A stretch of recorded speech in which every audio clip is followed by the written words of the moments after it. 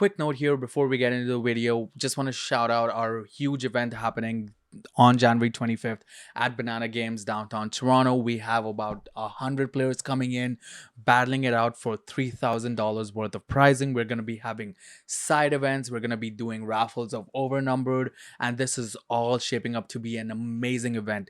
We're going to be streaming live on Twitch and on YouTube. So if you can make it out in person, surely tune in online to check us out. What's up everyone, Div here, and today we're breaking down one of the most wanted champs coming out of Spiritforged, the Queen of Blades herself, Irelia. If you love fast turns, clean sequencing, and winning fights your opponent thought they were safe, this deck is absolutely for you. This is a beginner friendly guide, but we're going to talk about why this list scaled so well into competitive play and topping various tournaments all around China, and also what separates good players from great ones. Let's start at the core of the deck. The deck is Irelia Blade Dancer and is built around the legend card. Her legend ability says when you choose a friendly unit, you may exhaust me and pay a resource to ready it. When you conquer, you may pay one to ready me. This creates chain turns where your board just keeps moving. Your main champion unit then comes into play, which is Irelia Fervent. She has Deflect, making her harder to target, and she gains extra power whenever she's chosen or readied. Take that in, whenever she's chosen or whenever she's readied. Very powerful. She's sticky, explosive, and punishes opponents who don't respect your tempo. Your signature spell is Defiant Dance. It's a reaction spell that gives one unit +2 power and another unit -2 power. This card wins combat out of nowhere and flips those losing ties into clean victories. Here's a competitive tip for you: never treat Defiant Dance as just a combat trick. Use it to force bad blocks, punish multi-unit board swings, or protect your one and only Irelia champion unit. Next, your battlefields definitely define how your deck goes. I've learned that playing in multiple tournaments, and battlefields are very key. Starting off with, first we have from set 2, Paper Tree. The Paper Tree rewards you for holding, because whenever you hold here, each player gets one rune exhausted. Yes, it adds value to both players, but you are the one who's going to be taking most advantage out of it, because you will be able to hold this battlefield much better than your opponent with the reactive spells that we will be talking about later. Next, we have Obelisk of Power. Helps smooth early turns and enables you for setting up a stronger mid game. And last but not the least, we have Reaver's Row. Gives you positioning value, letting you punish opponents who commit too early, and also saving your Irelia champion unit, which, as you might have noticed, this deck is revolved around keeping your Irelia champion unit alive and making the most out of it. These battlefields all support mobility, patience, and flexibility, exactly what Irelia Fervent champion unit wants. Now, let's move over to a few other champion units, starting off with Ezreal Prodigy. When you play me, discard one, then draw two, pay additional costs or optional additional costs. You pay cost less. So this gives you a lot of card value as well as filtering value, and you pay those additional costs less. So in a game where every deck has those gold tokens now, this Ezreal can actually come into play in those very key movements. Moving on, we have Draven Audacious, a pressuring unit that scores points and awards awkward interactions. A very high risk and high reward unit. As you can see, it says the first time I win a combat, I score a point, but if I lose a combat, my opponent scores a point. The good thing is your deck runs a lot of reactive spells that can bump your might up, keep your Draven alive for you to win those battles. Also, I don't know if you folks know, but if you fight or flight a champion unit or a unit away from the battlefield that you're controlling, it still counts as winning a combat, so you do get that extra point. And finally, we have our main champion unit, Irelia Fervent. Each of these champion unit demands attention, which means opponents can't tunnel vision just on your Irelia. Competitive tip for you: in higher level games, Aurelia is often your scoring champion. As I said before, use her to dig for those reaction spells from your opponent and force your opponents to play aggressive early on, so you can get those card advantage and get those reactive spells out of your opponent's hands. Moving on, we have our units. Our supporting cast of units first includes Disarming Rake. So Disarming Rake answers equipment heavy decks and removes key threats efficiently. Whenever you play him, you kill a gear. This is very good to clear another Zanya's Hourglass or Guardian Angel, or those strong equipments that can completely swing the board in your opponent's favor. Secondly, we have Stellacorn Herder. Whenever she moves, she just draws. With the Aurelia Legend, where you can restand your units, you could move her 2 to 3 times a turn, making her an absolute unit. You could even fight or flight her back to base to get that extra draw if you need to. Wouldn't recommend it, but you definitely can.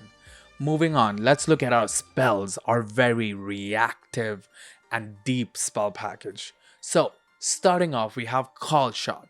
This is your consistency engine. It smooths draws, fixes awkward hands, and helps you find interactions when you need it. Early game, this helps you from bricking. Late game, it helps you dig for those answers and those key cards that you might need to actually get to those 8 conquering points. Fight or Flight, pure tempo control. Everyone knows this card. Any deck's favorite card. Will be a very powerful card in Draven. This lets you reset a battlefield, save a unit, or deny an opponent's setup. It's especially strong against decks that overcommit early. Annie? Yes, I don't like Annie, as you can see. Hard Bargain, one of your strong reactive tools. This is a very, very strong strong card. Because countering a spell, unless they pay, is brutal in those mid games where resources are very tight and one rune could be the difference between you getting that point or winning that combat. This forces opponents to play a little scared and play a little defensive. Moving on, we have Ride the Wind. This card defines Aurelia's movement identity. Moving and readying a unit lets you chain combats, protect key threats, or suddenly contest a battlefield your opponent thought was safe. Here's a cool trick for you. Because your Aurelia champion unit gets +1 whenever you ready her and +1 when you choose her, Ride the Wind actually gives her +2 might, because one, you're choosing her to move her, so that's +1 might, and then you ready her so she gets another +1 might. This makes your Aurelia very, very threatening. And obviously we've talked about Defiant Dance, your signature blowout. +2 to one unit, -2 to another, wins combat, saves champion units, and flips board states instantly. This is the card that your opponents should be scared of and should try to get out of your hands early on, but you should play smart enough to keep it in your hand for those key moments. Moving on, we have everyone's favorite, Charm. Simple, efficient disruption, move an enemy unit at the right time, denies combat value on open scoring windows. A cool tip here: if you have the Draven on field and you see that your opponent has a low might unit that you can easily win the combat, just charm that unit, because whenever your Draven wins that combat, he gets +1 point. It's an easy point that you can get simply by doing that. Next, we have Defy. Counter a spell, everyone knows what it does. And On Guard punishes isolated units. Most of the times your Aurelia is going to be alone, so basically On Guarding her gives you absolute value. Moving forward, we have Discipline. Discipline +2 power plus draw a card. All On Guard and Discipline, if you use it on Aurelia, because you're choosing her, she gets that extra might on top of what Discipline and On Guard will be giving you. So just keep that in mind. Desert's Call gives you token generation, kind of helps you fill the board, kind of like bait those units out so that your Aurelia can take full advantage. It's excellent for pressuring multiple battlefields at once sometimes. Finally, one of my favorite arts in the spells, Thwonk, a classic stun effect. This shuts down attacking units and buys you that critical time, especially against aggressive decks. I think stun is very underplayed in the meta, and I think come set 3 or 4, stun might be one of the strongest effects in the game. Competitive reminder for you, the strength of Irelia isn't just what these spells do, it's that you almost never need to tap out. You can literally move, keep your runes up, and save them for reaction spells. This is what your key strategy with this deck is. Moreover, holding multiple reaction forces opponents into bad decisions before you even play a card. And remember, again, every time you choose Irelia with a spell, you can use her legend ability to actually restand her if she has been rested that turn. So that's a very key point.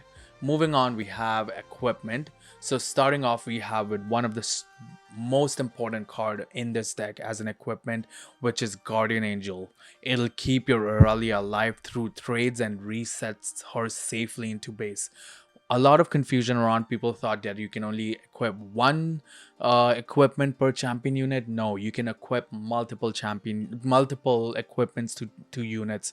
I've had like 2 Guardian Angels plus a Zhonya's on board attached to my Irelia, so that there was no way she was gonna be able to be killed.